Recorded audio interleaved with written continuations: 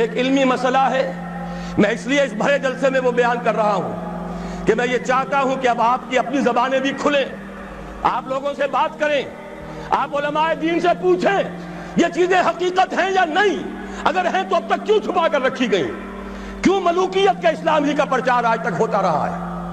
حضرت عمر فاروق کا ایک اجتہاد تھا، جو ملک مسلمانوں نے بزور شمشیر فتح کیے اس کی زمینیں کسی کی انفرادی ملکیت نہیں، مسلمانوں کی اجتماعی ملکیت، یہ مسلمانوں کے لیے وقف، مسلمان نہ صرف اس وقت کے مسلمان، آنے والے مسلمانوں کے لیے بھی وقف، ان کی بہبود، مجموعی بہبود کے لیے خرچ ہوگا۔ اس پر جو لوگ کام کریں گے وہ خراج دیں گے، چاہے مسلمان ہو چاہے غیر مسلم ہو۔ خراجی زمین قیامت تک خراجی رہے گی، چاہے بعد میں کہیں ہماری بدقسمتی سے، شامت اعمال سے کوئی غیر مسلم حکمران آ جائے، پھر اگر آزادی حاصل کی جائے، سٹیٹس نہیں بدلے گا زمینوں کا، ونس خراجی آلویز خراجی۔ یہ ذرا سمجھ لیجیے علمی بات کیا ہے۔ قرآن حکیم میں ایک حکم ہے انفال کا، مال غنیمت کا، یہ سورہ انفال میں ہے، 10ویں پارے کی پہلی آیت ہے، اور دوسرا حکم ہے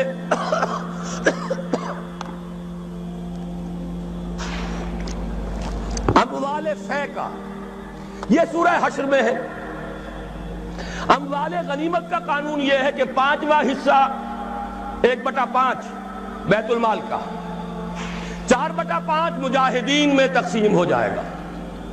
سوار ہے گھوڑا اور اونٹ بھی اس نے اپنا رکھا ہوا ہے تو اس کو دوہرا حصہ ملے گا، پیدل ہے اکیلا۔ اموال فے کیا ہے؟ کل کے کل بیت المال کے، کسی کا کوئی حصہ نہیں۔ عام خیال یہ تھا کہ یہ زمینیں جو فتح ہو رہی ہیں، عراق فتح ہو گیا، شام فتح ہو گیا، ایران فتح ہو گیا، مصر فتح ہو گیا، تصور تو کیجئے، the fertile crescent of the middle east, سارا کا سارا فتح۔ چند سالوں کے اندر اندر چند ہزار صحابہ تھے جنہوں نے ان سارے علاقوں کو فتح کر لیا۔ اب انہوں نے مطالبہ کیا کہ جناب یہ مال غنیمت ہے، ہم نے جنگ کر کے فتح کیا، لہذا یہ زمینیں تقسیم کر دیجئے، 5واں حصہ رکھ لیجئے بیت المال کا۔ حضرت عمر نے فرمایا اگر میں نے یہ زمینیں اور یہ رقمیں تمہیں تقسیم کر دیے تو بعد کے آنے والے مسلمانوں کو کیا ملے گا؟ واقعہ یہ ہے کہ تاریخ انسانی کا بدترین جاگیردارانہ نظام قائم ہو جاتا اگر حضرت عمر یہ فیصلہ نہ کرتے۔ وہ عمر فاروق کان رائہ موافقا بالکتاب والسنہ، کتاب اور وحی کے مطابق ان کی رائے، بلکہ میں کہتا ہوں وہی ان کی رائے کے مطابق نازل ہوئی۔ وہ عمر بن الخطاب جن کے بارے میں حضور نے فرمایا کہ لو کان بعدی نبی لکان عمر، میرے بعد کوئی نبی ہوتا تو عمر ہوتے، یہ ان کا اجتہاد ہے، اور یہ اجتہاد کسی مولوی کا نہیں، امیر المومنین کا ہے۔ جبکہ پوری ملت اسلامی ایک حکومت، ایک نظام، مذہب اور سیاست میں کوئی تفرقہ نہیں، وہی خطیب ہے مسجد نبوی کا اور وہی امیر ہے وہ حکومت کا، سربراہ ہے حکومت کا، اس کا اجماع اور خلافت راشدہ کا یہ اجماع، یہ تو گویا کہ ہمیشہ کے لیے اٹل قانون ہے۔ اس کے اوپر اس اجتہاد پر عمل کیجئے۔ زرعی زمین کی 2 قسمیں ہماری شریعت میں ہیں۔ جو مسلمان لڑے بھڑے بغیر ایمان لے آئے ان کی زمینیں ان کی ملکیت ہیں، جیسے مدینہ کے مسلمان، وہ تو لڑے نہیں، انہوں نے تو خود حضور کو لے کر اور ان کو دعوت دے کر وہ مدینہ تشریف لے کر آئے ہیں، لہذا ان کی زمینیں ان کی ملکیت نہیں، ان سے عشر لیا گیا، یہ عشری زمینیں کہلاتی ہیں۔ جو زمینیں فتح ہوئی، جو ملک، یہ عشری نہیں، خراجی ہیں، یہاں پر وہ ملکیت رہیں گی بیت المال کی، مسلمانوں کی اجتماعی ملکیت، وقف علی المسلمین۔ البتہ جو کام کرے مسلمان ہو، کاشتکار، مجوسی ہو، عیسائی ہو، وہ خراج دیں گے براہ راست بیت المال کو۔ پاکستان کا یہ سارا علاقہ مسلمانوں نے بدور شمشیر فتح کیا تھا، یہ کسی کے باپ کی جاگیر نہیں ہے۔ وہ جاگیر چاہے کبھی رنجیت سنگھ نے دی ہو، چاہے وہ انگریزوں نے دی ہو، چاہے اس سے پہلے کہ وہ سلاطین مغلیہ نے دی ہو، جن میں سے سوائے ایک اورنگزیب عالمگیر کے باقی سب کا جو رویہ تھا وہ سب کو معلوم ہے کہ کیا تھا۔ اکبر اعظم نے تو یہاں سے دین محمدی کا جنازہ نکالنے کے لیے ایڑی چوٹی کا زور لگا دیا تھا، صلی اللہ علیہ وسلم، نیا دین الہی رائج کیا تھا، وہ اکبر اعظم علیہ ما علیہ، ان کی دی ہوئی جاگیریں اور وہ مقدس ہو جائیں گی، انگریز کی دی ہوئی جاگیریں اور وہ مقدس ہو جائیں گی، رنجیت سنگھ کی دی ہوئی جاگیریں وہ مقدس ہو جائیں گی، معاذ اللہ۔ یہ تمام زمینیں بیت المال کی ہیں، وقف للمسلمین، ان سے خراج جائے گا براہ راست بیت المال میں، آدھی یا اس سے بھی زائد یا اس سے کم جو پوری پیداوار کا جائے گا وہاں، اتنا ریونیو جمع ہوگا، اتنا ریونیو جمع ہوگا کہ بہت سے لعنتی ٹیکسوں سے نجات مل جائے گی، جن میں سب سے بڑا لعنتی ٹیکس جو ہے انکم ٹیکس ہے۔ عام کاروباری آدمی یا تو ہمہ وقت کلرک رکھے، اکاؤنٹنٹ رکھے، اور پھر اسے بازار سے بھی نہیں ملتی رسید، وہ سامان لے کر آتا ہے رسید نہیں دیتے، اب وہ جاتا ہے انکم ٹیکس افسر کے سامنے بھیگی بلی بنا کھڑا ہوا ہے، جھوٹ بولے، جھوٹ حلفیہ بیان دے، رشوت دے، اکاؤنٹنٹس کو دے، انکم ٹیکس آفیسر کو دے، چھوٹ جائے گا، جان بچ جائے گی، اور اگر جھوٹ نہیں بولے گا اپنی بساط الٹ دے۔ لہذا تقریباً سب کے سب جھوٹے ہو گئے، جھوٹے حلف دیتے ہیں۔ جب جھوٹا حلف انسان نے دے دیا ایک معاملے میں تو یوں سمجھئے کہ کارک کھل گیا بوتل کا، اب تو جھوٹ ہی ہوگا، اسی کا راج ہوگا۔ یہ سب سے بڑا ملعون ٹیکس ہے کہ جس نے ہمارے ہاں صداقت کا، دیانت کا، امانت کا جنازہ نکال دیا۔ اور یہ سب کچھ کیوں؟ اس لیے کہ جو اصل آمدنی کا ذریعہ ہے وہ تو ہم نے جاگیرداروں کو دے رکھا ہے، ان کے محل سج رہے ہیں، ان کے بڑے بڑے بنگلے ہیں، ان کے عیش ہیں۔ ہاری کو دیکھو، یہاں کے کاشتکار کو دیکھو۔ ایک صاحب نے ایک دفعہ کہا تھا، جو پہلے لاہور میں رہتے تھے پھر کچھ عرصے جا کر ایک دیہات میں مقیم ہوئے، کہنے لگے خدا کی قسم میں دیکھ کر حیران رہ گیا ہوں، پنجاب کا دیہاتی کاشتکار خود نہیں نہاتا، ہفتوں اپنی بھینس کو ضرور نہلاتا ہے لیکن خود نہانے کا کوئی تصور نہیں، وہ حیوان سے بدتر ہو کر زندگی گزار رہا ہے۔ یہی حال ہاریوں کا ہے۔ یہی آپ جا کر دیکھیے، وہ بیچارے بھیڑے بکریاں پالنے والے بلوچستان کا عام بلوچ، اور عیش کن کے ہیں سرداروں کے، عیش کن کے ہیں جاگیرداروں کے، زمینداروں کے۔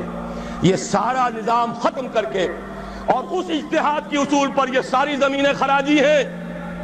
اسی شہر لاہور کی بات کہہ رہا ہوں، ایک بہت بڑے مفتی صاحب، ان کے صاحبزادے نے مجھے بتایا کہ میرے والد صاحب کا قول یہ ہے کہ یہاں کی ساری زمینیں خراجی ہیں، عشری نہیں ہیں۔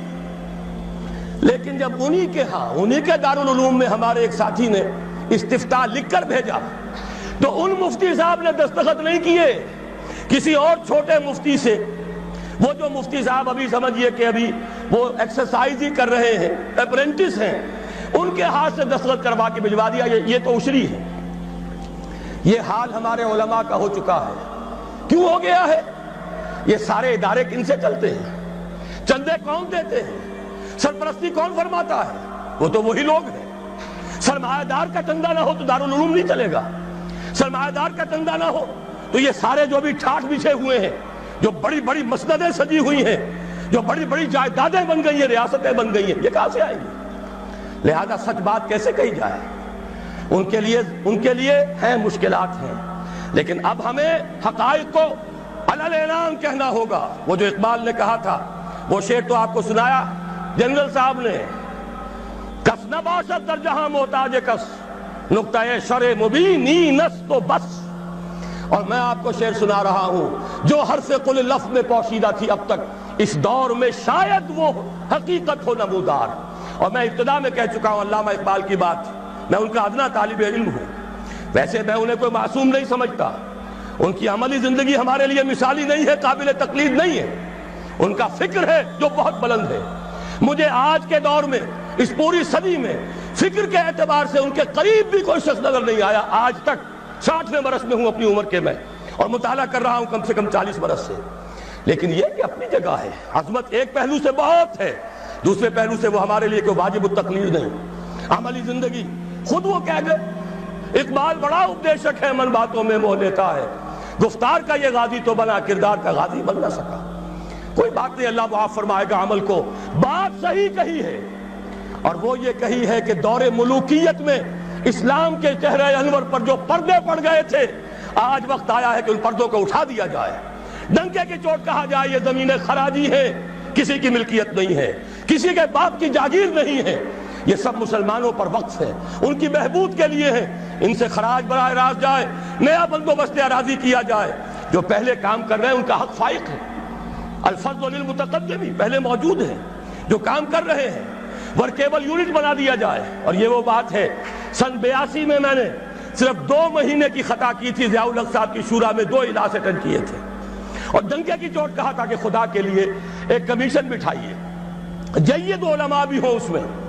جب وہ دیکھیں گے کہ موقع ہے سچ بات کہنے کا تو بہت سے حضرات انشاءاللہ تعالی حق بیان کریں گے، لیکن یہ کہ ان کو موقع دیجئے، تحفظ دیجئے، اور یہ کہ بندوبست اراضی کے ماہرین کو بٹھائیے، زمین کا نیا بندوبست ہو جو اس ملک کے لیے مفید ہو، جو عوام کی بہبود میں ہو، جس سے عدل و انصاف کے تقاضے پیدا ہو پورے ہو جائیں، اور سارا ریونیو بیت المال کو، خزانے کو، اس لیے کہ خراج کی رقم ہر مصرف میں آ سکتی ہے، دفاعی مصرف میں آ سکتی ہے، انتظامی مصرفوں میں آ سکتی ہے، جبکہ عشر اور زکوٰۃ صرف مسلمانوں کی بہبود پر خرچ ہو سکتا ہے۔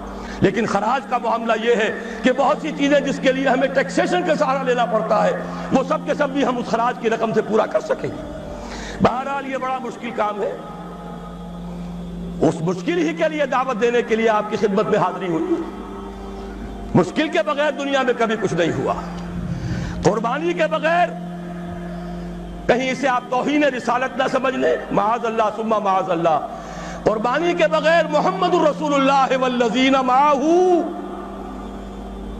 اگر کسی کو حق پہنچتا تھا کہ انہیں کوئی تکلیف نہ پہنچتی اور انقلاب آ جاتا تو وہ محمد تھے صلی اللہ علیہ وسلم، وہ حقدار محبوب رب العالمین سید الاولین والآخرین، ان کو حق پہنچ سکتا تھا۔ ان کے پاؤں میں صرف کانٹے نہیں چوبے، وہ تو ابتدائی بات ہے جب چچی بچھا دیا کرتی تھی دروازے کے باہر کانٹے لا کر، ان پر تو پتھراؤ ہوا ہے، ان کا جسم مبارک لہو لہان ہوا ہے، وہ 3 برس کے لیے شیب بنی ہاشم میں محصور رہے ہیں، شدید ترین فاقے آئے ہیں، وہ 3 دن غار ثور میں چھپے ہوئے رہے ہیں، اور وہاں آپ نے اپنے آپ کو جو ہے محفوظ رکھا ہے۔ پھر کیا نہیں ہوا؟ جنگ بدر میں طویل ترین سجدہ کیا، اے اللہ کل جو مارکا ہونے والا ہے، اگر کہیں یہ 313 میرے 15 برس کی کمائی اگر کہیں یہ کل ختم ہو گئی تو پھر قیامت تک تیرا نام لینے والا کوئی نہ ہوگا۔ حضرت ابوبکر تھے جو جھونپڑی کے باہر پہرا دے رہے تھے ننگی تلوار کے ساتھ، انہوں نے عرض کیا حسبک حسبک حضور بس کیجئے بس کیجئے۔ پھر کیا غزوہ احد میں دندان مبارک شہید نہیں ہوئے؟ کیا 70 صحابہ شہید نہیں ہوئے؟ جن میں ایک حمزہ بھی ہے رضی اللہ تعالیٰ عنہ، اسد اللہ و اسد رسول ہی تو ہے ہی، چچا بھی ہیں، خالہ زاد بھائی بھی ہیں، دودھ شریک بھائی بھی ہیں، ساتھ کے کھیلے ہوئے ہم جولی بھی ہیں۔ ان کی لاش آئی ہے، ناک کٹی ہوئی، کان کٹے ہوئے، پیٹ چاک کر کے کلیجہ چبا ہوا۔ اس کے بغیر انقلاب نہیں آیا تھا، اس کے بغیر نظام نہیں بدلتا۔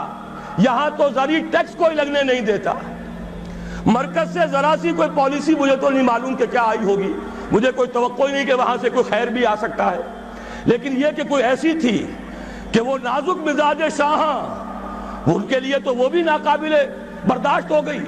وہی آئی جے آئی کی حکومت مرکز میں، وہی آئی جے آئی کی حکومت یہاں، اور اس نے اس کے خلاف قرارداد پاس کر دی، اس لیے کہ ٹیکس نہیں دے سکتا، زمیندار نہیں، بیچارہ ایک تنخواہ دار ملازم 3000 4000 روپیہ جو آج کل کچھ بھی نہیں ہے وہ تنخواہ لے رہا ہے، ایٹ سورس اس کا انکم ٹیکس کٹ جائے گا، انکم ٹیکس کٹے بغیر تنخواہ نہیں ملے گی۔ لیکن یہ کہ ان کے لیے کوئی ٹیکس نہیں، جو ٹیکس دینے کو تیار نہیں، جن پر ٹیکس نواز شریف صاحب لگا سکتے ہیں، نہ بے نظیر لگا سکی، نہ بے نظیر کا باپ لگا سکا، نہ نواز شریف صاحب کے جو سرپرست تھے وہ لگا سکے۔ ظاہر بات ہے کہ اس کے لیے تو جب تک جانی قربانی نہیں دی جائے گی، جب تک کہ ہزاروں لوگ اپنے خون کا نذرانہ دینے کو تیار نہیں ہوں گے، یہ ظلم کی رات ختم نہیں ہوگی۔